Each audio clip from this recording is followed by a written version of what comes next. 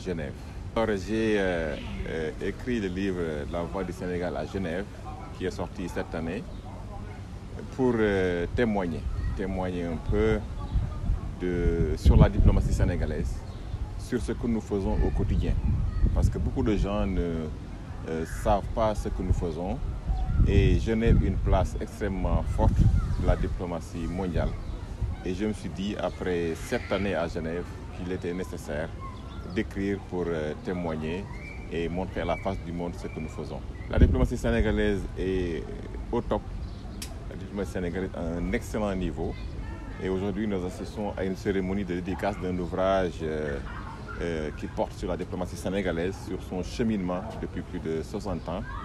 Et moi, mon ouvrage essaie de démontrer également comment le Sénégal se comporte sur la scène internationale, comment notre pays interagit avec ces groupes d'appartenance, l'OCI, le NAM, la francophonie, et comment notre pays défend ses intérêts, ses valeurs dans des dossiers parfois techniques, parfois politiques. Donc des droits de l'homme au commerce mondial, en passant par la propriété intellectuelle, la santé mondiale, les migrations, les questions des réfugiés. Donc toutes ces questions sur lesquelles les diplomates travaillent, sur lesquelles notre pays est visible et sur lesquelles nous interagissons bien sûr avec d'abord nos partenaires traditionnels africains, mais qui sont des questions difficiles.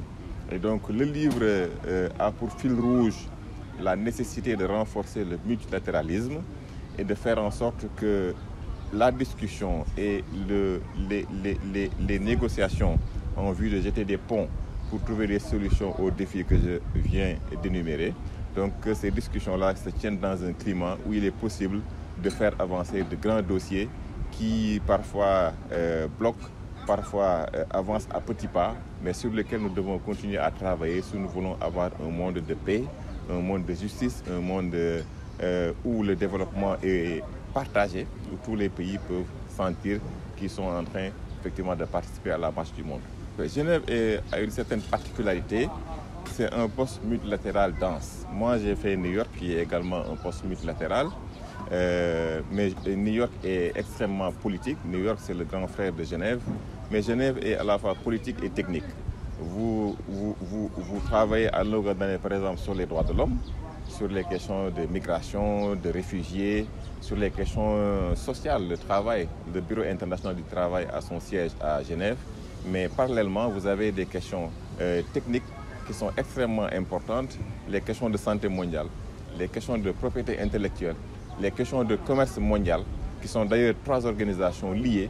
Si vous voyez les problèmes de disponibilité des médicaments, des vaccins lors de la pandémie de Covid, c'est des questions qui sont traitées à Genève tous les jours entre l'OMC, l'Organisation mondiale de la santé, et celle qui s'occupe de la propriété intellectuelle, parce qu'avant de vendre un médicament, il faut d'abord le fabriquer, il faut le breveter, après il faut le vendre, mais tout ça est fait sur la base de règles qui sont négociées tous les jours entre les États. Et c'est ça l'importance de Genève, parce que c'est un poste où vous avez toutes les dimensions qui intéressent la vie de la personne humaine.